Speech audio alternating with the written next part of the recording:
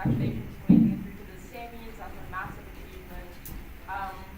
I'm hoping that this is going to be a really interesting debate, thought-provoking, mind-changing, and I'm sure it will be with a motion like this. So congratulations once again, and without further ado, let's call up the first speaker from proposition to get this debate going.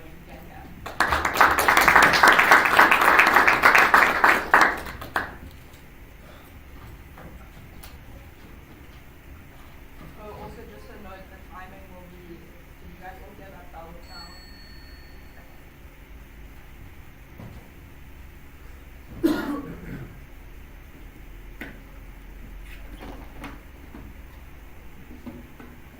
Starting in 3, 2, 1. House at large. Wouldn't it be wonderful if the minute we turned 18, there was this big red refresh button that just started all our actions anew? That is the world that House opposition is proposing. But sadly, that isn't the reality. The reality is that we are more nuanced than that. Our actions don't suddenly change. The way how we got there doesn't change the minute we turn 18, the minute we become adults. And I will be explaining why in my debate. In order for House proposition to win this debate, we will have to prove that ex-child soldiers do not meet the criteria to be arrested or to be punished, and thus deserve amnesty. I will be doing this in two means, through my 2 points. One being what exactly it looks like for someone to be arrested, how they're arrested, when they're arrested, what criteria does that meet for both children and adults. My second point will be why ex-children soldiers do not meet this criteria. And then my second speaker will be doing a point on determinism and also be doing an alternative. So on to my point. When and why do we arrest someone? Okay. So we arrest or punish someone when they have committed a crime, when they have committed a wrong. But however, this isn't always the case. Yes, we do arrest and we do apprehend them, but they aren't always punished. We see situations of this. So, when are they necessarily punished? We see people being punished when they can fully comprehend the circumstances that they're under. And this isn't the case for most children, as they don't comprehend the situations that they're under. That is why most children aren't apprehended. Or they are apprehended, but they aren't punished. No. That is why most children aren't that's why most children aren't punished, but adults are, because they have the ability to comprehend this. They have the ability to understand the gravity of the situation that they're in. But we do see some exceptions to the situation. When someone takes a cognitive test and they are sufficiently able to prove that they do understand the weighting of the situation that they're in. For example, a 14-year-old that takes this test and passes it, not something that you necessarily want to pass, and sufficiently proves that they have this cognitive ability to understand the weighting of the situation, they will be punished. Yes. The motion is about former child soldiers, not current child soldiers. Okay, sorry, that may have just been a slip of word, but anytime I say child soldiers, just assume there's maybe an X in front. Okay, so how does this differ to ex-child soldiers? So ex-child soldiers, the word child implies young age, correct? So they do not have this education as they were wrenched away from this. And also, something extremely important to child soldiers and the situation that they're in. They did not have this education in the first place, as they often come from these impoverished communities. We see these being placed often in Africa, Southern Asia, and South America, often where they didn't have this education in the first place. And this is very important, as I've stated, as we need this cognitive ability to be able to comprehend something, to be able to comprehend the weighting of why you're being arrested, why you have committed this crime, precisely why you have done something. And we don't see child soldiers having this. Okay, so now the minute we become an adult, why are adults being arrested? It is now necessary because they have this cognitive ability, yes? Okay, but we do not see this always being the case. For example, an insane person can plead insanity, and then we see them not having this cognitive ability. They're not understanding the weighting of the punishment that they did. You what? No. Then they do not then understand fully what they've done. They do not pass this cognitive test. They're then either amended or their punishment is severely reduced. And then they're often given alternative forms of aid. This being committed to an insane asylum or given some form of aid. This form of aid will then be further elaborated by my second speaker. So then, why are these child soldiers not able to gain this form of cognitive ability? So something extremely important is that these child soldiers, these ex-child soldiers were taken when they were children. They didn't get any education. These war leaders didn't provide them with an education. They didn't take them to school. They saw that they could hold a gun and put them on the front lines. That's all they did. They've lived war their whole life. That is all they've done. They didn't continue to get an education. Wait, no, let me correct that. They did get an education in indoctrination. That is all they believed. They got this new view from only what was told to them. And this being the vulnerable and sculptural mind of a child, being told that this is right, all you can do is kill. Your finger is there to pull a trigger, to follow commands. We do not believe that that is accurate enough to fully understand the weight behind killing a person, to fully understand why you are doing this. This is different than someone deciding and planning out a murder, than someone deciding to kill someone else. This is different than the top gun, or the person at the top of command, fully understanding the gravity of the situation, commanding the troops, as they have this cognitive ability. But the child soldiers do not have this whatsoever. That is why we believe they need this form of amnesty. Yes. How does this solve the issue of war criminals and war crimes being committed? Cool. Now let me move on to alternative. So, what House opposition is proposing is this form of retributive justice. Of a form of retributive justice. And retributive justice simply does not necessarily work. So, you get put in prison.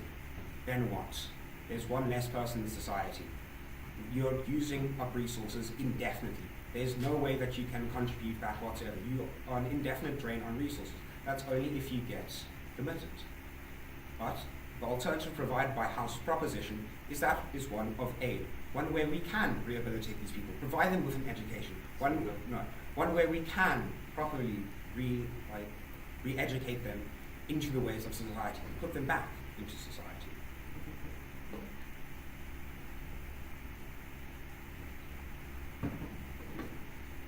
Because we see this being able to happen because they only have this emotional capacity and this intelligence capacity necessary of a child, because they have known nothing else. They have had no other means of this. And we do believe that we need to help them. We do not believe it ethical to simply throw them into a jail cell where they rot away and deal with all this torment all this torment and PTSD that they have acquired through all these years that they have been forced to serve on the front line, being torn and wrenched away from their family. We do not believe that ethical whatsoever. Why would you throw a mentally ill and challenged person into jail to rot away at a cell when you could have a perfectly fine person contribute back to society in the future through aid and help them? And that is in essence why I believe you should support House proposition. As I have proven that not only is it not ethical to imprison these people, but also they do not deserve to be imprisoned whatsoever because they do not meet the criteria for imprisonment. Proud to propose. Thank you.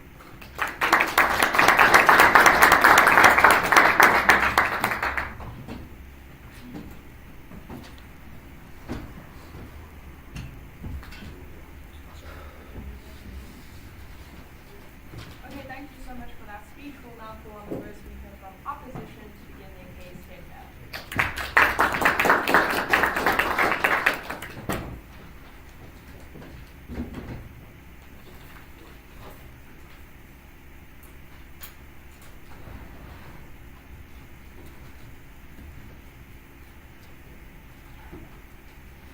I'll be starting in 3, 2, 1.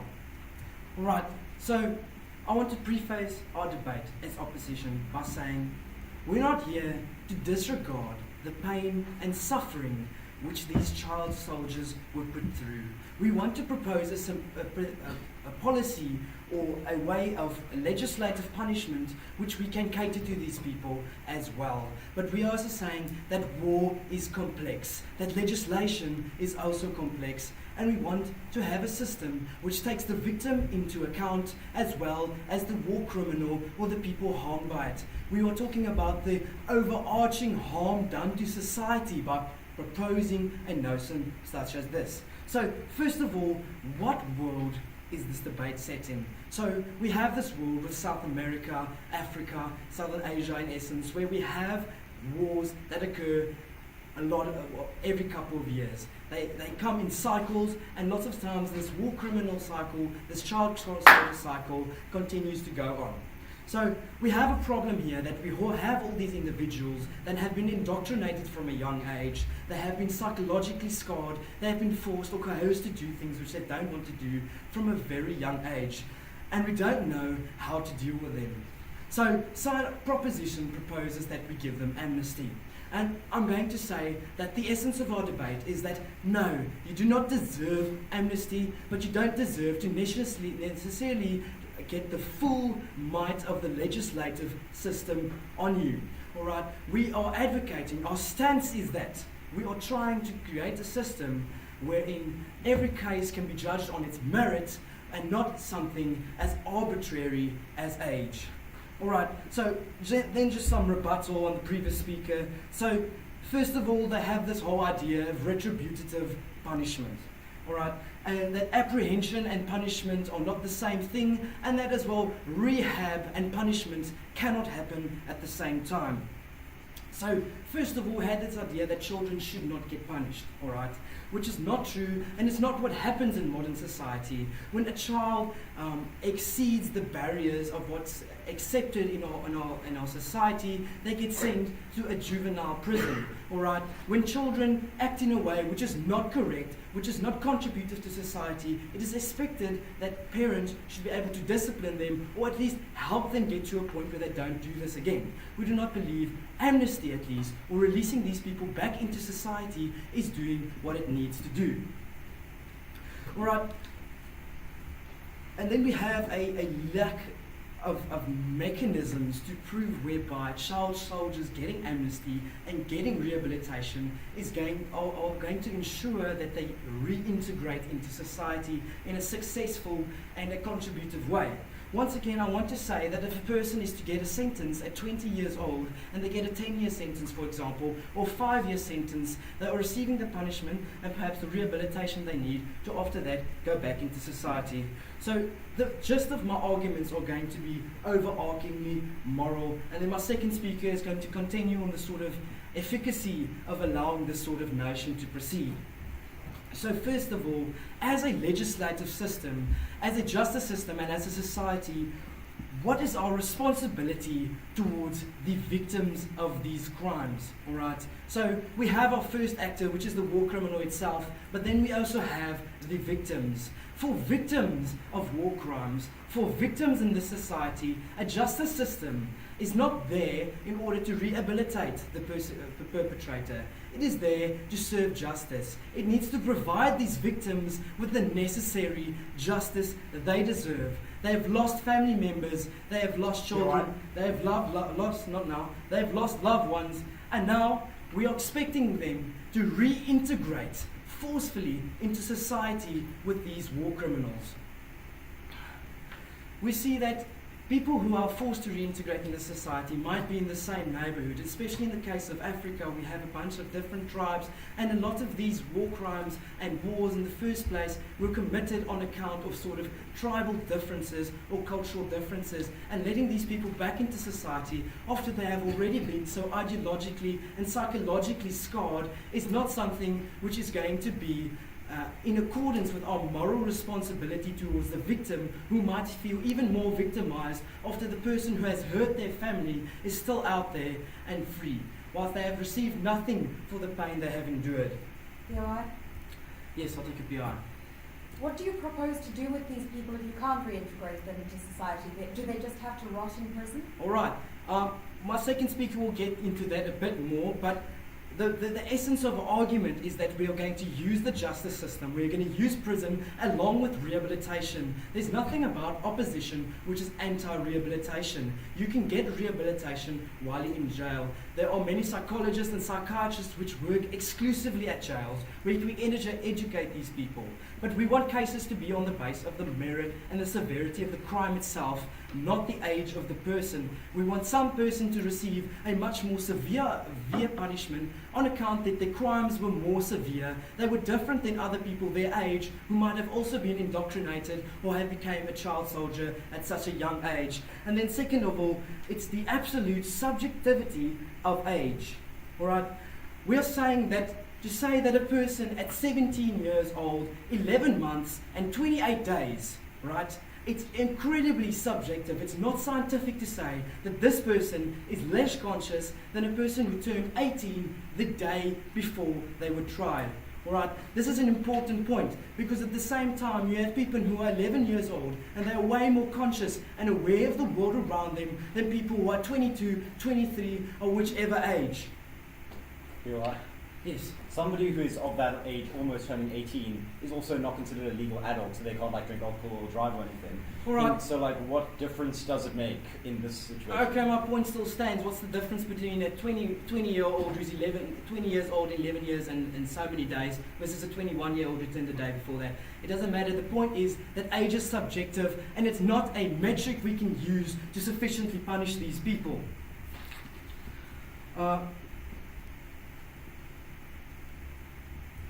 Alright, so we're saying that people have committed these crimes, alright, and they might have been really young, they might not have been in complete control, alright, but we see that some people at 16 years old, whilst some of them might have been coerced at gunpoint, they might have had a gun to the head and they were told, shoot these people or I will kill you, and we understand that these people have done all that they could. They were fearing for their lives. But at that same time, we have individuals who are 15 years old, but at the end of the day, they raided a village, and if they went on their own and raided villages, perhaps tortured civilians, this is different. And we're not going to give these two people the same treatment. We're not going to give both of them amnesty. The one person needs to go to jail, perhaps also receive rehabilitation and psychological help to help him maybe one day in the far future reintegrate back into society after he has learned his lesson. But the other person perhaps needs a year or even no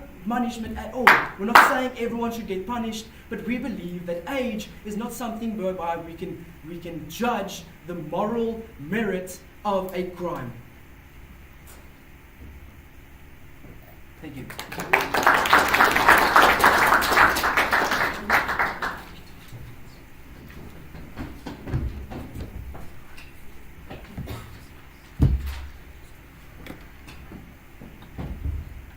Okay, thank you so much for that speaker. We'll now go to the proposition to continue their case further.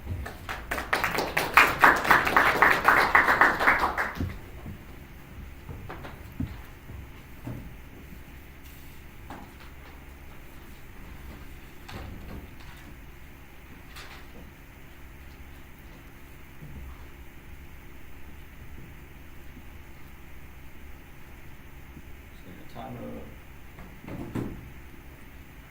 All right. I will be beginning my speech in 3, 2, 1. Side opposition is proposing a world in which they absolutely hate the people who are victims of these war criminals and people that indoctrinate them at a young age. They are actively seeking to punish these people who had no knowledge on what they were doing. It was said in depth by my first speaker that and to those former child soldiers who were indoctrinated by these war masters, people, and were taken away from their home, do not know what they are doing. They lack the cognitive function to question this higher power that they are being ruled by. That comes with critical thinking, that comes with education, which they were rightfully robbed of. So let me get into a little bit of rebuttal before I get into my primary points here. Firstly, there was the idea that you want to punish people, or you don't want to punish people based on age because people are different. Well, I want to thank you for taking your effort to do our job for us, because we do not believe that age is a proper metric to go with this. Which is why we have constantly brought up these cognitive function tests, that those ones that are in place to be able to determine whether or not somebody is aware of the situation they are in, whether they are aware of the weight of the actions they have performed or not. These tests happen throughout various ages, young teenagers, and they are ultimately the best metric we can get to understand what these people are thinking, how they're going about these things. I'll take a POI. If you're going to get punished after that, wouldn't you just purposely flunk the test? We're still going to get to that, so just hold on a little bit. Okay, then we had a lot of strange systems, we had a lot of strange talk about the way the justice system works and how side opposition are completely in favor of punishing these people who are victims because they have done wrong. They're not going to talk about how they didn't know what they were doing wrong because they just care about the crimes, the acts that have been performed, and they'll be more than happy to throw those people right in jail, leave them alone. Maybe do a bit of rehab, but that jail is ultimately the punishment. And we do not believe in that punishment, which brings me to my points. No. So with this knowledge as cognitive function, we'll flow into my first point of determinism, in which these particular people lack the free will to actually act on these things. They do not always know what they're doing, and it's not necessarily their choice, even though it may appear to be so. Basically, determination for these select people is the idea that all of their surroundings and all of the aspects that have influenced their own lives are the reasons behind the choices they make. Whether somebody has developed several tumors and they become a pedophile, but when those tumors vanish, they go away. They are disgusted by the previous actions that they may have done or whatever like that. They have been victims of the circumstances. The choices they may have made may not have been them.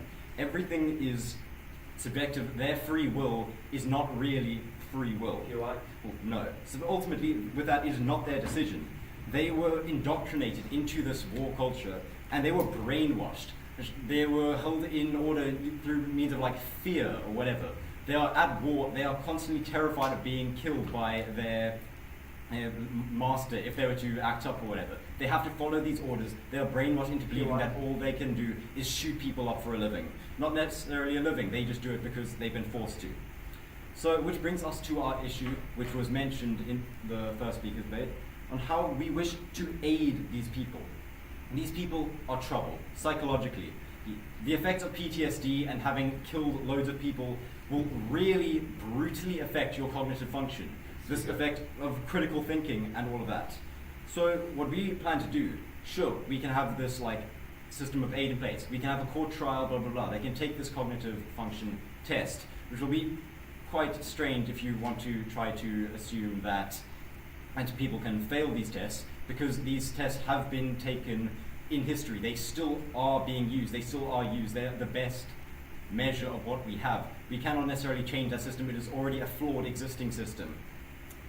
So, we've got this court case, we've got this cognitive function test. Basically, we can decide what these people need. If we can prove that they were these former child soldiers, and we can redirect them to this aid. You are. Sure. Your goal is to give them amnesty just based on the sole requirement that they were child soldiers in the past, not based on their cognitive function. Yes, because these child soldiers in the past did not gain this proper education. They are victims to the people that brainwashed them. We aim to actively help these people and not just disregard them and throw them away to rot in the depths of society.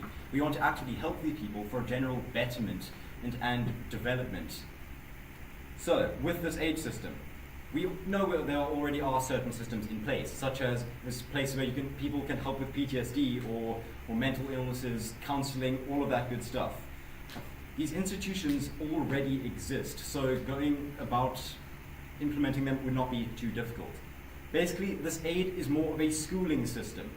We are going to educate them properly and counsel them based on what is happening in society. And why are we doing this? Because they did not gain this education in the first place. They cannot be reintegrated into society, which is our ultimate goal, if they do not have this education, which they never got in the first place. So the schooling system, which we will grant them, alongside the counseling, to try and help with their PTSD, their emotional trauma from being in the war grounds their entire lives since their children stolen away from their families. Ultimately, however long it takes, we seek to help these people. We want to aid them, give them this proper education. And it's more of a reverse indoctrination, be unethical as it may sound, and it's exactly what it is like with schools all around the country. If you have a problem with that, then you've got a problem with the entire world. It's opposition. Yes. Why does all these aid systems only work in your policy? Because you are actively throwing people into jail, and that is a form of punishment. And sure, punishment is also subjective. They may view, if you don't want to, we don't want to punish these people. You throw them away, they are into jail, they are being punished. Punishment is subjective though. We argue that this aid is not punishment at all. We don't want to punish them. For example, no. For example, if I get told that, like, okay, I have to go stand in the home affair lines if I don't do well in my test, that will be punishment to me. But I don't know, maybe there's someone who really likes standing in the lines of home affairs, and they will gain immense pleasure from standing in this line. This is not a punishment to them. What's punishment to one person is not punishment to the other. So ultimately, this aid is not punishment because we are helping them. Once we have helped these people for however many years, be it unsuccessful or successful, we'll take these successful candidates and reintegrate them into society. Give them access to whatever they need to be able to do this, because we care about the general mental health of the people. We care about how they act. We care about whether or not they can live happy lives. They aren't so this way they are living a normal life and aren't actively shooting people up in the Middle East. If you think that this like re-education is an issue, please engage with it in your next speech.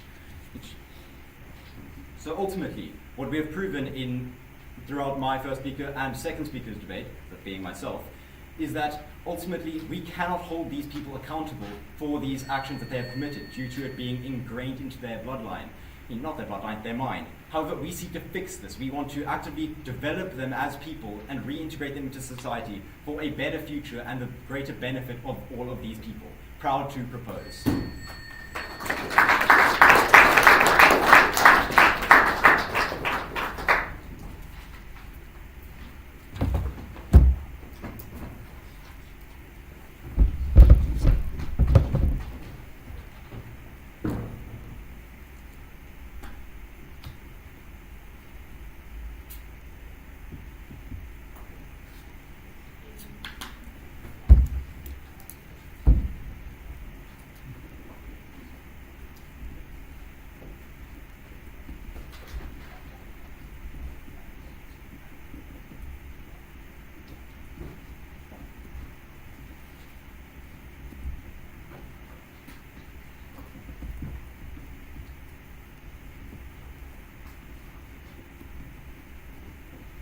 Cool, thank you so much for that speech. And we'll now move on to the second speaker from opposition to continue their case later.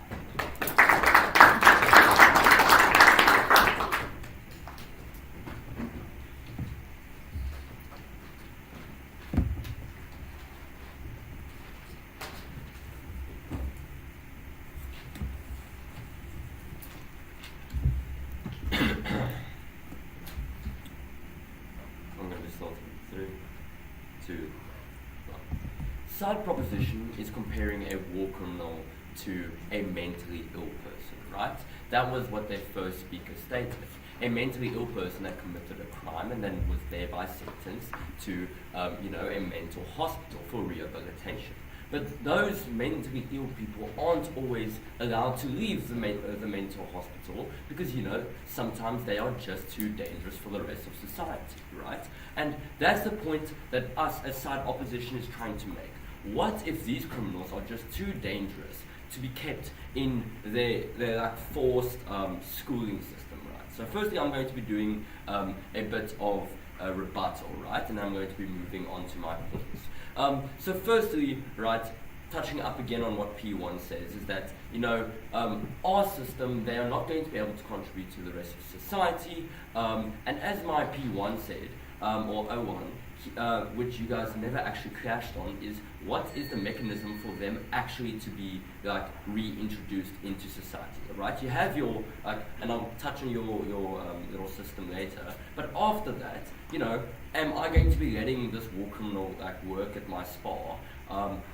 We need a bit more analysis on this, right? Second of all, your P2 used this example of a pedophile that becomes a pedophile with a tumor. And, understandable, right? It comes and goes. But also, what do we think of the children that he actually molested while he had this tumor? sure, he wasn't like cognizant, but do we just let it go like by without any repercussions for it, right? And then lastly is the system that they are enforcing, which sounds like dangerously close to an actual prison, right? Enforced schooling, education, right? If this person is too dangerous, are we going to like lock him up in the hostel, right? We essentially do this exact same.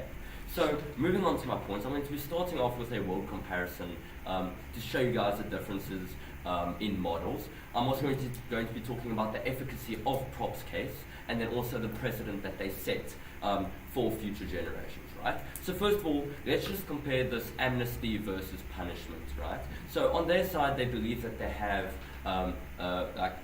they don't want any retribution. It is purely going to be about reintegration, re-education, just education from the start, and then they're going to go off and live like better lives, right?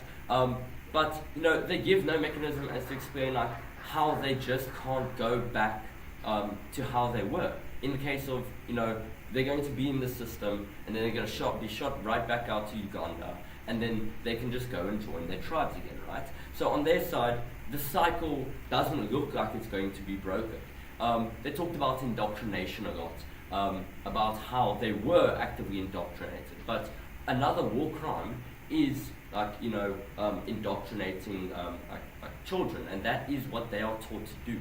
They are taught to bring more people into their militias. And what is stopping them from going back and deciding that that wasn't all for me, I want to continue with what I'm doing that, right? So they don't provide a mechanism as to how they're going to solidify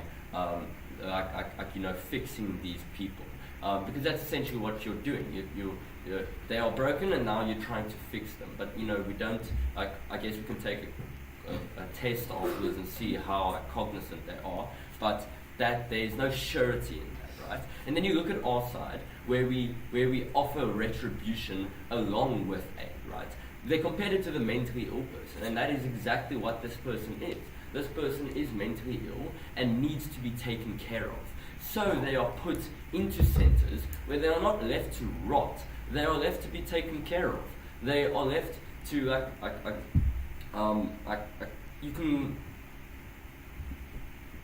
they're left to be taken care of. And our end goal essentially is less war criminals, right? I guess we can take that from side proposition as well. We want less war crimes to happen and less child soldiers, in the jungles. But our side, or our model, does it better. I'm going to be proving that with my efficacy arguments and my precedent. So starting off with the efficacy is whatever end goal we establish, which never was established by a side proposition, essentially you have reintegration, but how is this attached to war criminals? Because you can say the exact same for people who commit homicides, right? But how is a war criminal attached to this, right? So whether it be less child soldiers or less actual war crimes committed, their model, as I showed previously with our world comparison, doesn't do that. What does this prove for our case, right?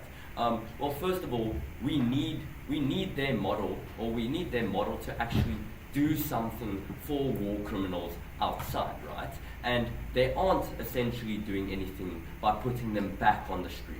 And they haven't proven us or given us an actual mechanism as to how we are certain that there will be no war criminals back on the streets. So we are sure that it won't be efficient, right? Moving on to the precedent that will be set by side propositions model, right? We look at public opinion. If you see that a war criminal who has committed 70 war crimes is put into a mental or a hospital and just pushed very far back, kept out of the public eye for 2 years, 3 years, and then re-emerges, then public opinion is going to falter heavily. There's not going to be any trust in our justice system, and that's the last thing essentially we want, is our society doubting our own systems, right? So we're going to sort of be seen as war crime sympathizers, As my first speaker actually said a lot, or that he mentioned a lot, is that, you know, we have this moral responsibility towards our victims. And standing behind those victims is society at large. So can we really not hold these criminals, can't we hold them to the justice system at its fullest extent, right?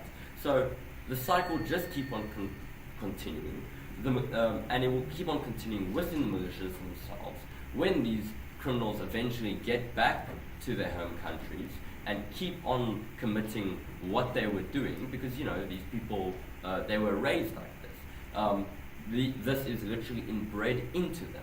So you send them back to their home country, or you give them the freedom. The cycle is going to continue inside the militias themselves, as well as, you know, like for the crimes that they will soon commit. And how does this essentially detriment Paarl's case, right? You're setting the standard that, like, okay, we kind of allow it to happen. If you come forward and you tell us that you had this nasty childhood where they forced guns into your hands, then we will take care of you, right? We're not going to look down on you for it, but we will take care of you. Whereas on our side, we give you, we give them we give the public the justice that we so dearly want. Thank you.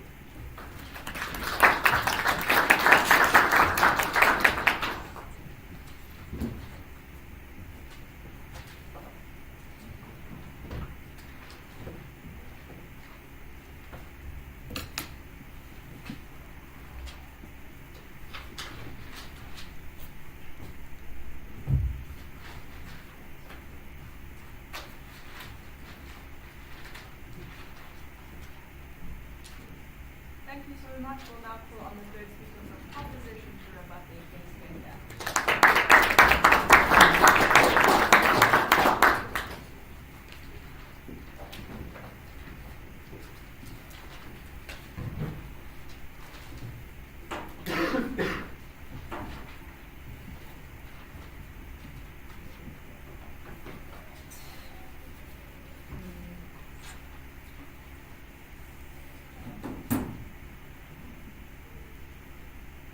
Opposition is more interested in appeasing the opinion of the public over at genuinely giving justice and restoring the health of child soldiers.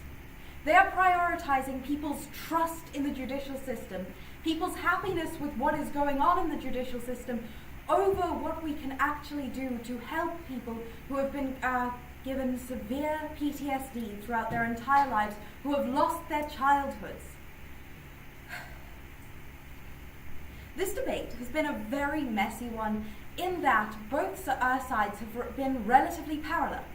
Both sides have said, we would like some form of rehabilitation, some form of aid, we're going to do it through some manner, but otherwise it's pretty much the same. The only thing that is really being contested between both sides is what counts as punishment, and should that punishment be a part of this rehabilitation.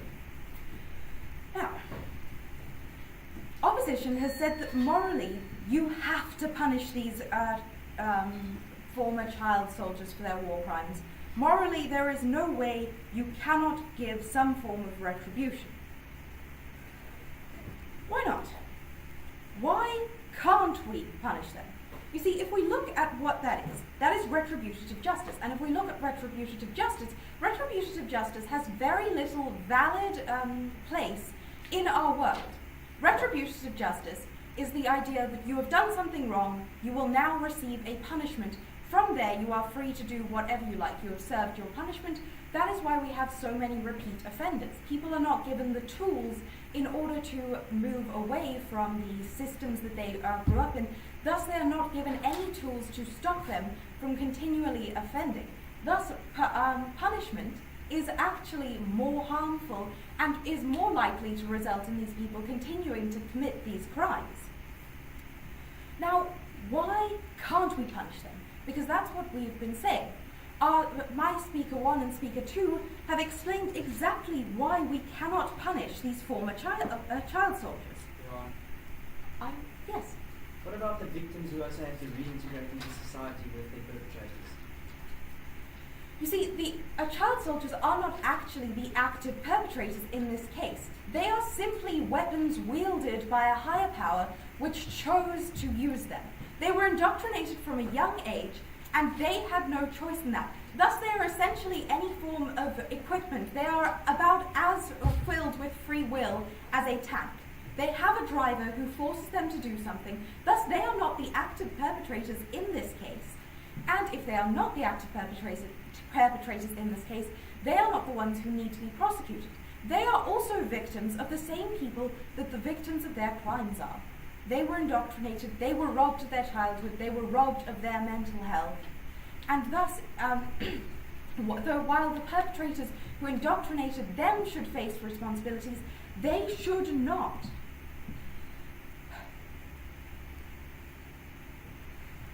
Our Speaker 1 and Speaker 2 have pointed out that these people were indoctrinated, which means that they had no understanding, they were not capable of understanding what they were doing, they were not acting of their free will, and they had so many issues from the fact that they were brought in as children who have no prior ideas, so whatever they are told they are forced to believe.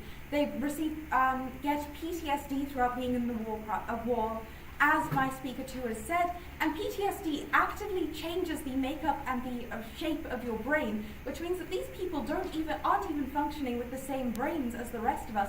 They have actual legitimate struggles. PTSD causes memory loss, change of personality, etc., i.e. these people with PTSD cannot be held accountable for what they are doing because they did not do it intentionally. They did not know what they were doing. They were simply the weapons. Now, opposition asked, why are we granting amnesty for all child soldiers and not simply based on other criteria? And as we have said, these child soldiers, almost all, in fact we can categorically say that the number of child soldiers who were not indoctrinated, who did not receive PTSD, is 0. These child soldiers have had severe trauma imposed on them, severe indoctrination, which means that they're not acting of their free will, which means that the easiest measure of whether or not they are capable of understanding what they are doing is that they are child soldiers. We don't need any more tests. They are child soldiers, thus they clearly have all of these issues, thus they are not capable of understanding what they were doing and cannot be punished. No, thank you. Any issues with our system in which we do not put these people in prison, we do not put them through a system that aims to punish them, thus causing them more harm, more PTSD. Our system, which aims to rehabilitate them, grant them the counselling and the education they need to reclaim some semblance of a normal life, some semblance of anything, is the best one because it does not, no thank you, it does not aim to hurt them, it does not aim to punish them for something they were not responsible for. And any issues with this system are the same issues that we have with the system of people being able to plead insanity. No, thank you. As we have said, this system is incredibly similar to the point of being almost identical to the system of pleading insanity. People are not capable of understanding what they are doing. They committed a crime. However, they did not choose to through their free will because they were not able to understand what they were doing. And thus, instead of being put in prison, instead of being given some punishment, they are put in an institution where they are helped. Now, why is that institution different to prison? Because that was asked by Op. It is different to prison and it is different to punishment because the institution holds them there to stop them from harming themselves as well as others, but it only holds them until they are no longer fit. So there is not a sentence saying they have to serve this sentence because then they have been adequately punished. It is they will be allowed to reintegrate into society once they have the necessary tools to do so safely in a way that means that they, no thank you, that they would be able to function in society in some way, to add to society, to at least exist without causing any more harm. Now,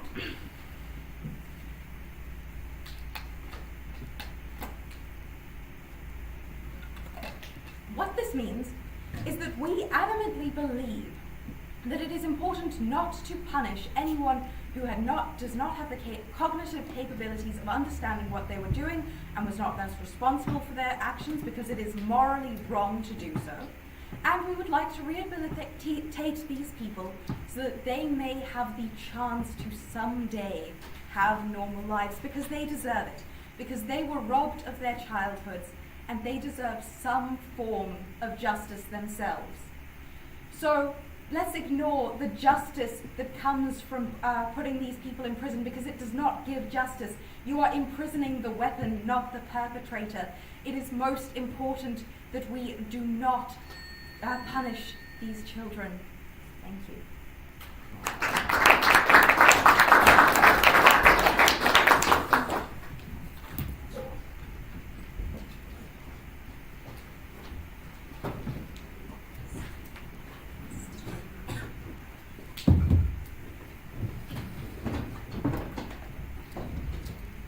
Thank you so much for that speech. We'll now call on the third speaker from opposition to rebut the case get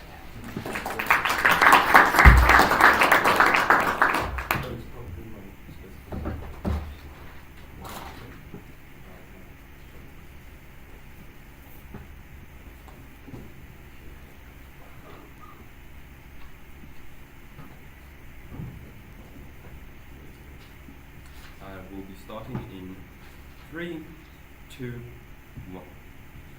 What proposition ignores for the entirety of their case is that we are only punishing adults who were at one, like this, we are handling in this debate only adults who were at one point child soldiers for the war crimes that they committed as adults. We are, like the war crimes that they committed as children, we concede very much that was done under duress,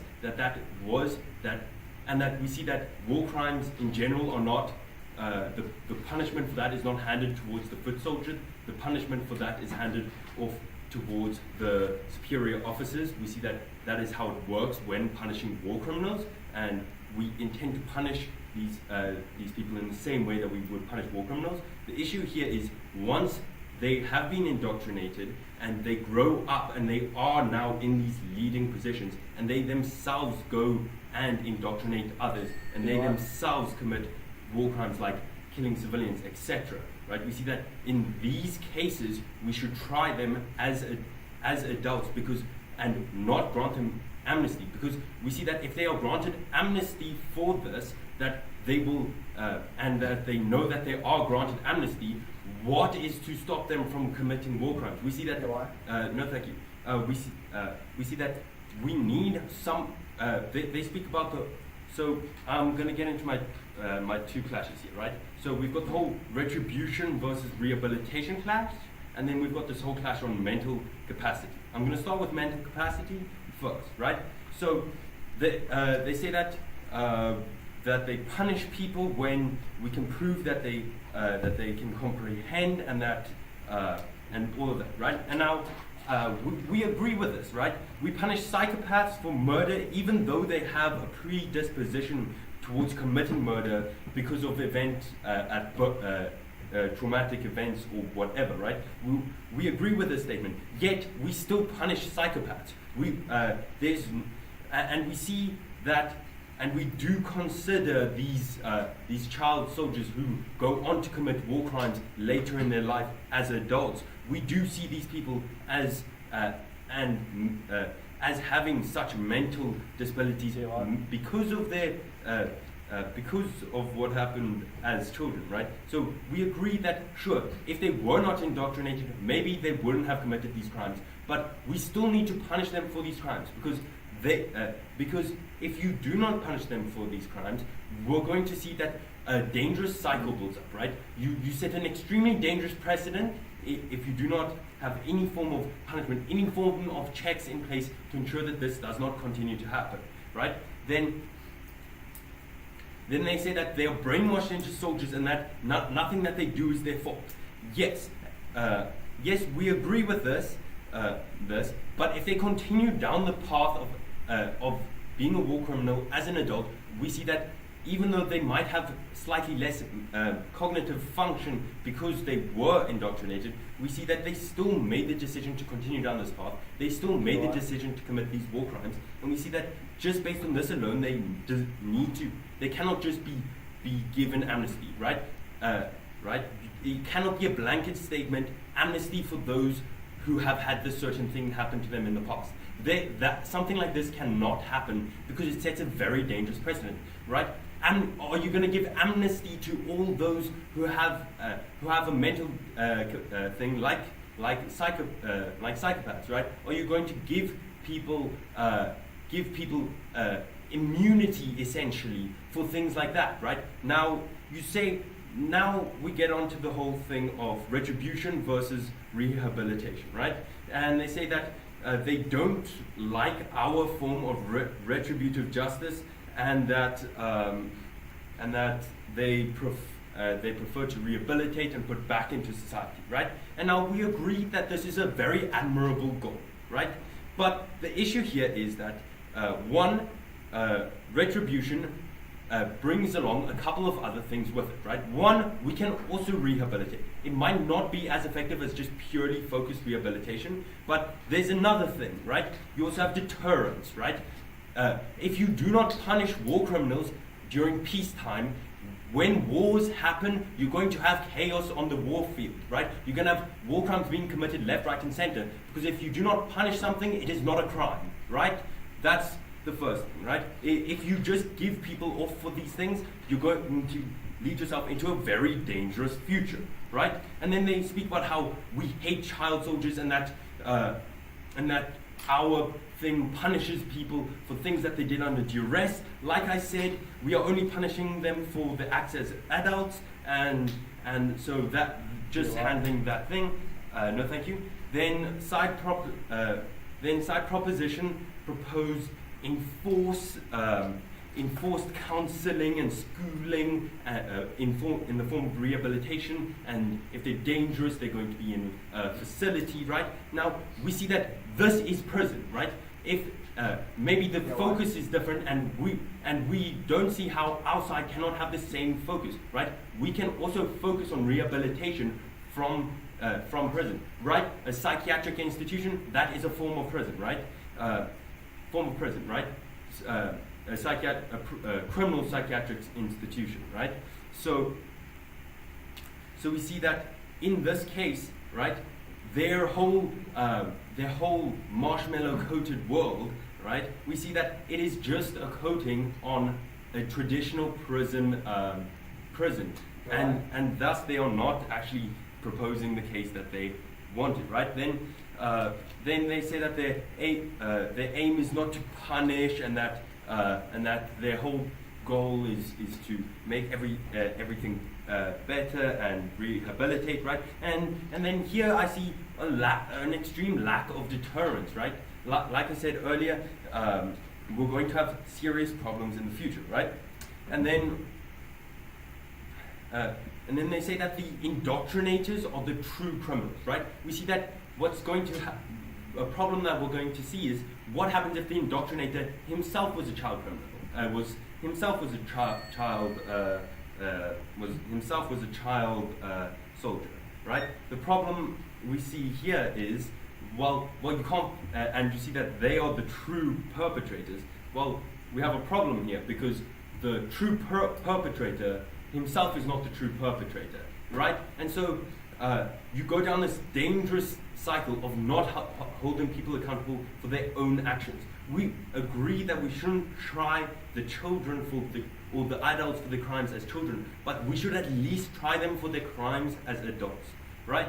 And just to recap, what have I told you, right? I've told you that we can still rehabilitate in our form of retribution, and that it is more effective in that it creates a form of deterrence, one, and then two,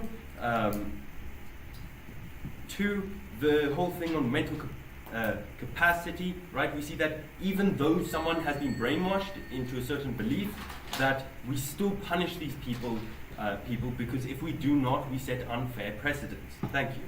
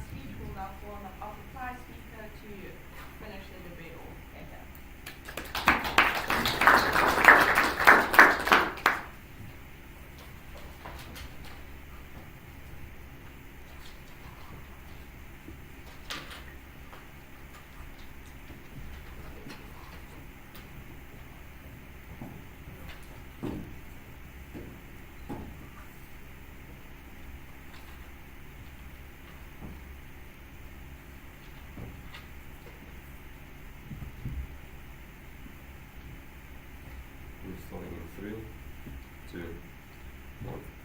No.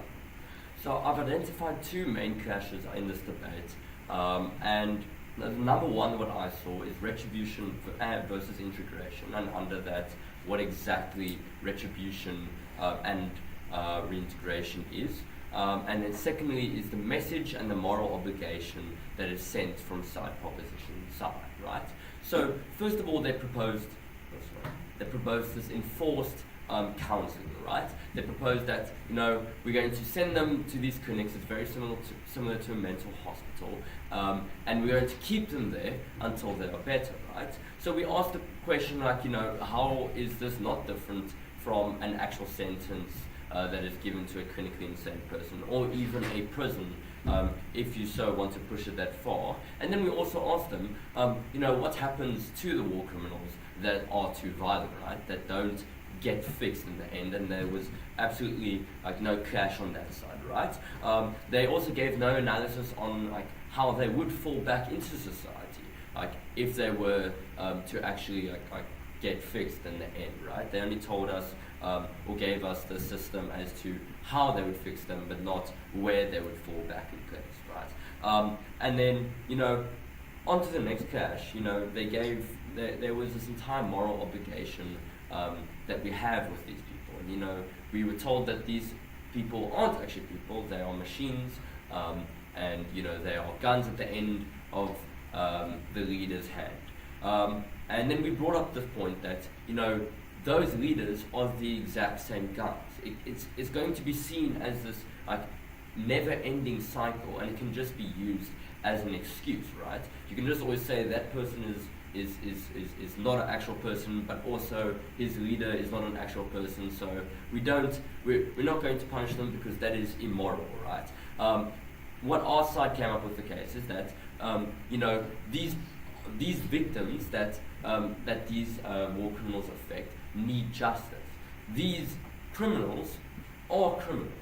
My third speaker said that when you tell them that, or when you don't punish them, the crime that they commit is no longer a crime. So by doing that, they set precedent for the rest of their generation, right? So you have these never-ending cycles that we mentioned throughout all three of our cases, where you have in the militias, you have this constant cycle of indoctrination, where you have you have a group of kids and you're now being taught by the guy who just came back after being convicted of a few war crimes, and he's all better now, but he's going to tell the kids about the good old days, right? Yeah, thank you.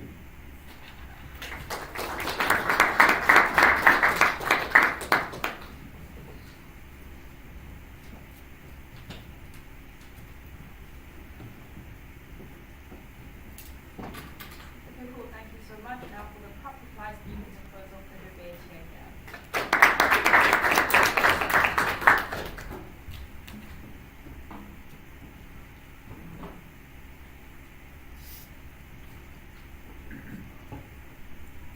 Starting in 3, 2, 1. House opposition would have us create a world where we handcuff the gun instead of the user. And that is not a world where we would want to live in as House proposition. I have identified two major clashes throughout this debate. One, when can we actually arrest someone? When is that morally correct? And two, the restorative versus retributive justice. So let's move on to the moral obligation and why I ultimately believe that House proposition has won that clash. So we have constantly proved throughout all our speeches, P1, 2, and 3, why these child soldiers cannot be held accountable because of the various reasons. Because they do not lack the emotional capacity, they do not lack the intellectual capacity to hold themselves accountable. And then House opposition brings up this case about this infinite cycle about how they're repeat offenders. But we do not, as rebutted by my third speaker, there is always the crony at the top. There's always the top gun. He wasn't originally a child soldier because someone would have to indoctrinate him. That was brought up by my third speaker, and I believe that is sufficient rebuttal to bring that point. So we do not believe that point stands. Therefore, we do believe that the point about children soldiers and all the analysis given by myself and my second speaker about them not being able to have adequate standing to be able to understand the weighting of it and why we can't arrest them, we believe that then stands, and we ultimately then believe we want that moral obligation clash and about why we should arrest them. Now let's move on to clash about restorative versus retributive justice. So ultimately both sides propose a system that is pretty similar. I'm going to admit, House opposition system looks near identical to ours. However, it is worse in two ways. One, it involves retributive justice, which is ultimately extremely flawed, as proven by my third speaker sufficiently. And they show this by having this repeat offence cycle happen, and how then we do actually have repeat offenders that aren't properly rehabilitated, also as said by House opposition's third speaker. That their restorative systems, how they rehabilitate these peoples, aren't going to be as good as House propositions, because they have this prison system as well, they have this jail system where they are punishing people, so they cannot as accurately rehabilitate these people. That will lead to less people being rehabilitated, or even no people being rehabilitated, because they are being put in prison. They aren't 100% of the effort isn't being put towards rehabilitating them, as what House proposition is proposing, where we have this rehabilitative system, where we are restoring people. That is the primary focus of this. And also, as shown by myself and my third speaker, this isn't a prison, this isn't a punishment, this isn't akin to prison. Just like school, you are forced to go to school. Would you call that prison? No, it isn't, because it really isn't. This is literally school. We are teaching them things akin to school, we are teaching things that they didn't have, as we have said. And that is ultimately why the 2 points that I believe we have won, that being the restorative versus retributive, as I've just proven we have won, and the moral obligation clash, that I've also shown that House proposition has won, ultimately meaning that House proposition takes the victory in this debate. Proud to propose.